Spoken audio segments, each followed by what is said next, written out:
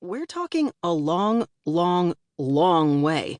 Enough to make me sick to my stomach.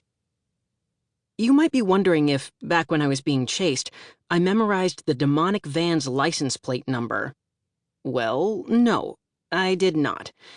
In fact, I only looked over my shoulder that one time. I was panicking, remember? Plus, even if I did know my killer's license plate number, what good would it do me? I'm dead. I can't really go running to the nearest police station to file a complaint or whatever. And you're right. Seconds ago, I was up on Ridge Rim Road looking down at my mangled bike, so how can I, all of a sudden, be standing next to it, looking up? I have absolutely no idea. I'm clearly new at this being dead thing. I start thinking about movies I've seen about dead people. I watch a lot of movies. I expect to see a tunnel of light, because in the movies, there's always a tunnel of light you're supposed to walk into after you die. Usually it's filled with ancient ancestors who help you move on. I think they call them guide spirits. But the thought of bumping into some distant aunts, uncles, or cousins, ones I might not even remember or know, makes me a little nervous.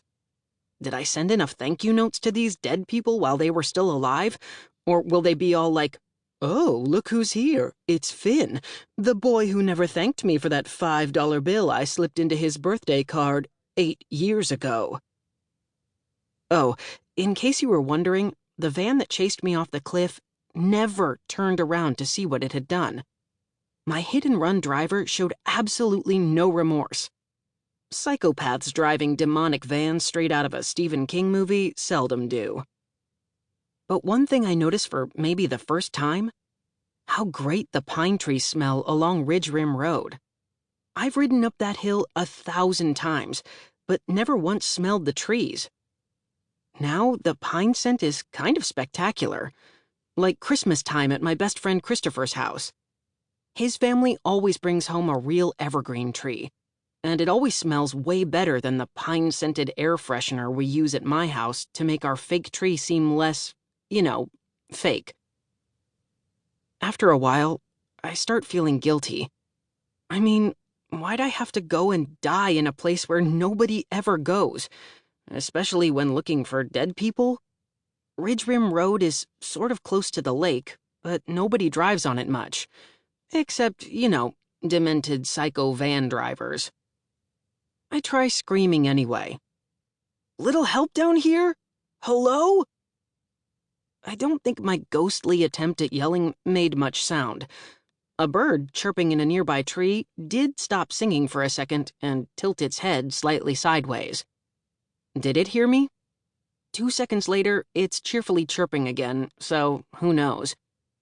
The bird's happy. Me? Not so much. Chapter 3.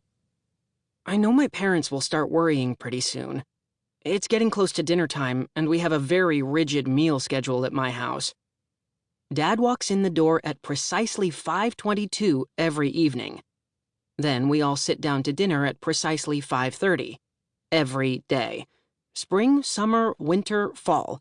Weekdays or weekends. Dinner is always at 5:30 sharp. If I'm not home by then, they'll definitely send out a search party. I wonder if this might turn into one of those deals where everybody in town goes out into the woods and holds hands and walks in a line until somebody yells, "Chief, you gotta come look at this." Like I said, I watch a lot of movies. Only problem with this search party scenario, they'll have to hold hands and walk across a rocky ravine to find me. I don't think I could have picked a worse place to die.